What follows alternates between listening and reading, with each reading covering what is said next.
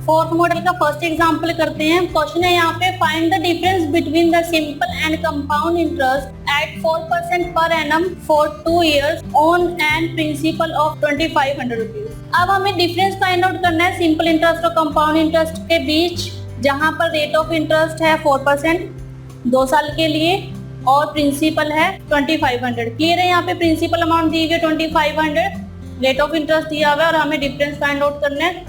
तो अगर हम इसको फॉर्मूले की हेल्प से करें तो principal is equal to D into 100 square divide by R square. ठीक है, प्रिंसिपल हमें दिया हुआ है 2500 और डी हमें फाइंड आउट करना है, multiply 100 square divide by R square यानी कि 4 स्क्वायर। तो अगर हम इस डी को इधर ले आए तो 2500 multiply 4 square divide by 100 square. ठीक है, 2 zeros कैंसल 4 टाइम्स और 1 4 कैंसिल यहाँ पर, तो ये आया 4 रुपीज। यानी कि जो डिफरेंस है CI और SI के बीच का वो है 4 रुपीज। अब इस क्वेश्चन को हमने फॉर्मूले से सॉल्व किया, इसे हम दूसरे मेथड से परसेंटेज कॉन्सेप्ट से भी सॉल्व करके देख लेते हैं। अब 2 ईयर का टाइम पीरियड है, हमें पता है कि हम सिंपल इंटरेस्ट को कैसे फाइंड आउट करेंगे 2 ईयर के लिए और CI को कैसे फाइंड आउट करेंगे परसेंटेज के टर्म में। ठीक है, तो हमें क्वेश्चन में रेट ऑफ इंटरेस्ट दिया हुआ 4% और टाइम पीरियड दिया हुआ 2 ईयर्स का, तो SI होगा फर्स्ट ईयर के लिए भी 4% और सेकेंड ईयर के लिए भी 4%, यानी कि ये हुआ 8%।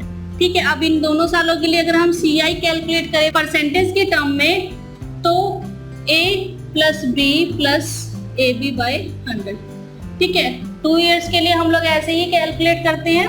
तो A है यहाँ पे 4% और B भी 4%, 4 इंटू 4 बाई 100 यानी कि 4 प्लस 4 8 प्लस 4 इंटू 4 बाई 100 0.16 यानी कि 8.16% यहाँ पर CI है। SI जो लग रहा है 2500 पर वो लग रहा है 8% और जो CI लग रहा है वो लग रहा है 8.16%।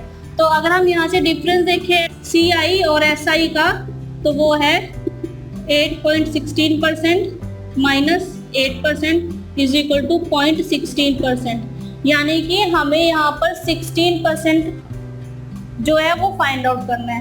तो हमें 0.16% फाइंड आउट करना है और हमें 100% दिया हुआ है 2500। ठीक है, तो क्रॉस मल्टीप्लाई करें तो ये आएगा D is equal to 2500 multiply 0.16 divide by 100। तो 0 से 0 कैंसिल आउट, अगर हम इसको मल्टीप्लाई करेंगे तो आएगा 4 रुपीज। तो आपने देखा कि हम इसको परसेंटेज के कॉन्सेप्ट से भी सॉल्व कर सकते हैं। सिंपली हमें 0.16 यहाँ पर फाइंड आउट करना था, हमें कैलकुलेशन अवॉइड कर सकते हैं हम यहाँ पर। हमें 0.16 को फाइंड आउट करना है पहले कि डिफरेंस कितना है। हमने डिफरेंस फाइंड आउट किया 0.16 और हमें उसकी वैल्यू फाइंड आउट करनी है। 100% हमें क्वेश्चन में दिया हुआ है 2500 और क्रॉस मल्टीप्लाई करके हम सिंपली आंसर को फाइंड आउट कर सकते हैं। इससे रिलेटेड एक और एग्जांपल करके देखते हैं।